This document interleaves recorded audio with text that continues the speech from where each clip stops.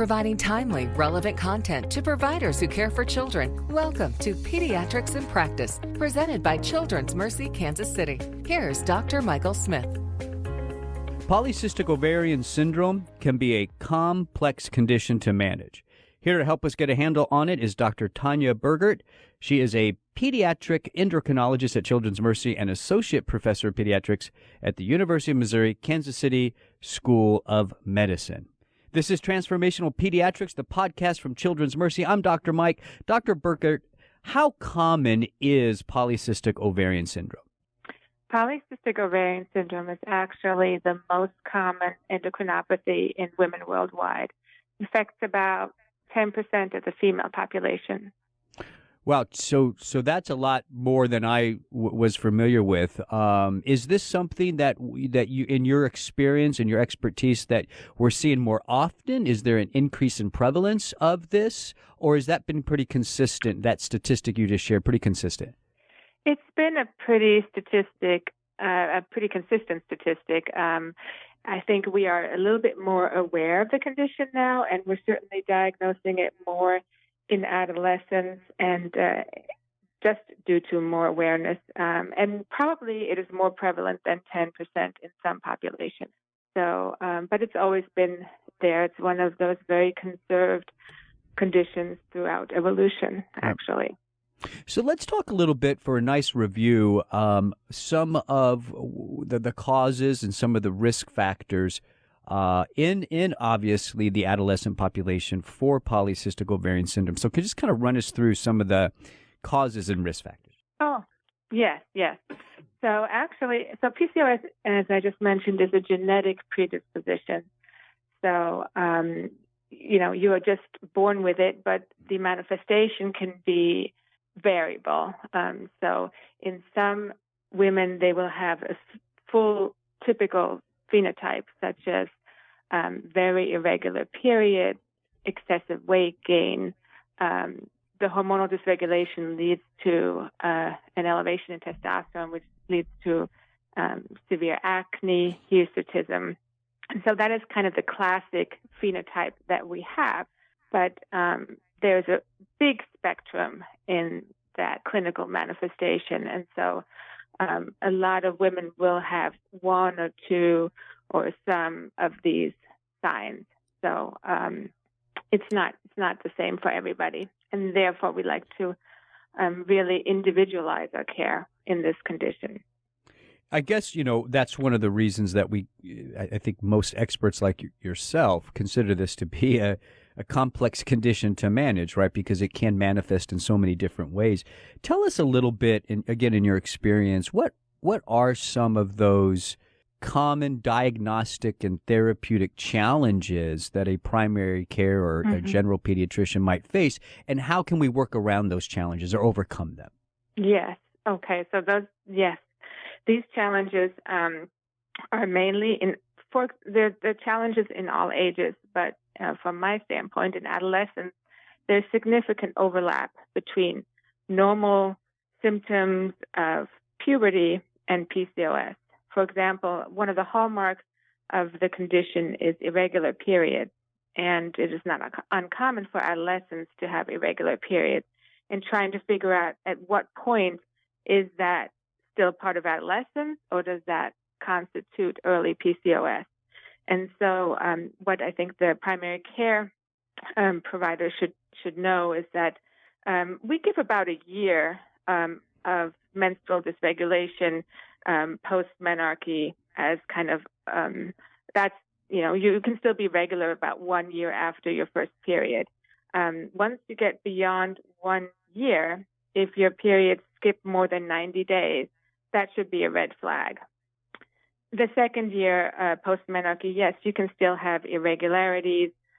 You can have every 21 to 45 day cycles. That's still considered normal. But once in that second year you go beyond 45 days, you go to 90 days, you should kind of at least do some kind of evaluation why this girl is not menstruating in a normal fashion.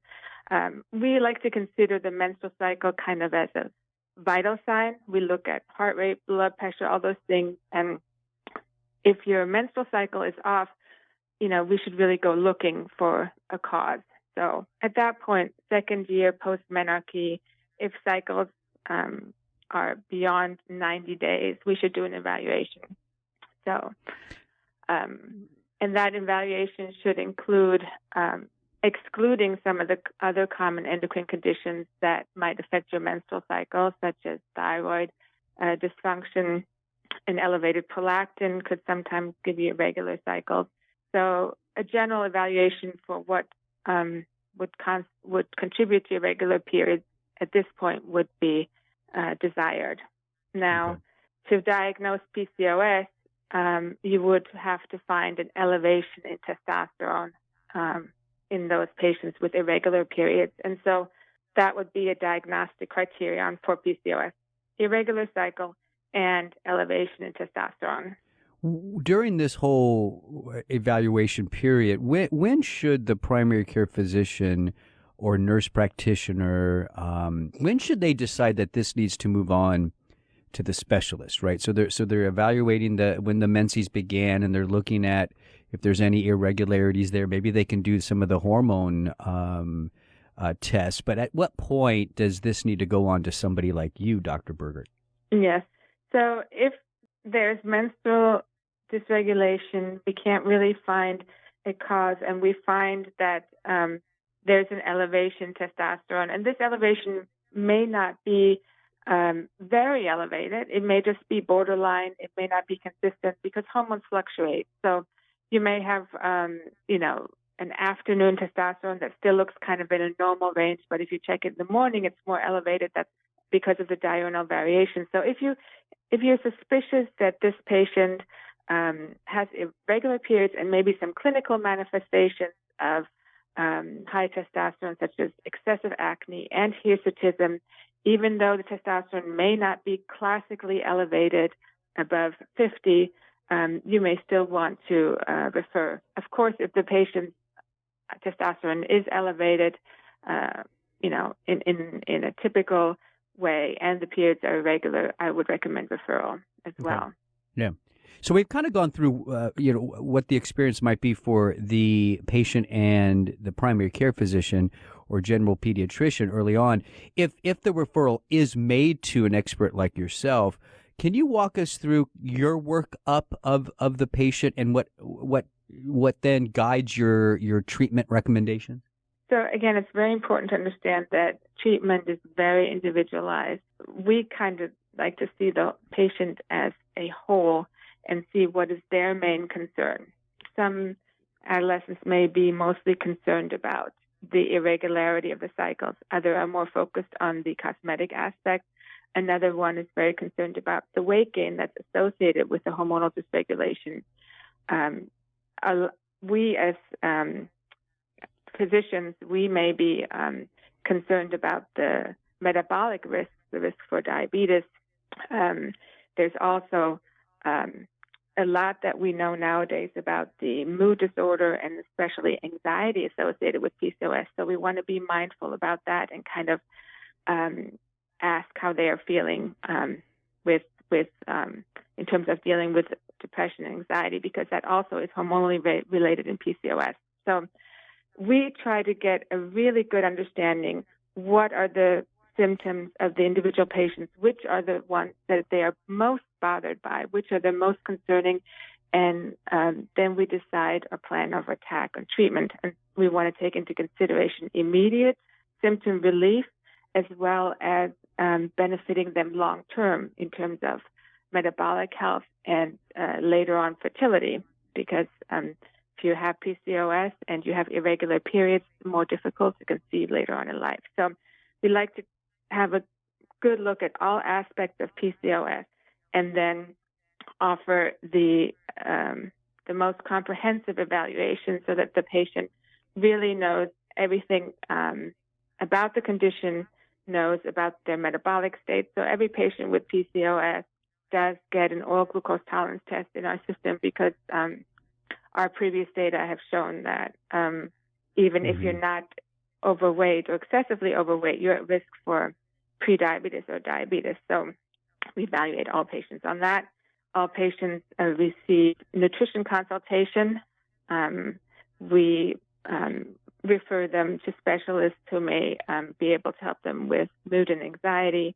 And we have our adolescent medicine colleagues in to kind of talk about reproductive health and kind of moving forward in terms of transitioning to adulthood.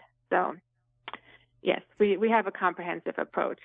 Right. So, as a complex condition, and in summary, Dr. Burgert, what would you like the general pediatrician, the primary care physician to know about polycystic ovarian syndrome? That it is variable in expression. It's very difficult to diagnose. We would like to err on the side of making the diagnosis. And even if we're not 100% sure that this patient has PCOS, if they're at risk for PCOS, or even if they have PCOS-like symptoms, there's treatment that may benefit them. And it's better to kind of look further and to fully evaluate and to get them in than to just kind of wait and see if this really turns out to be PCOS.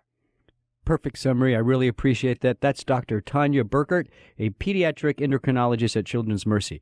Thanks for checking out this episode of Transformational Pediatrics. Please visit childrensmercy.org. That's childrensmercy.org to get connected with Dr. Burgert or other providers.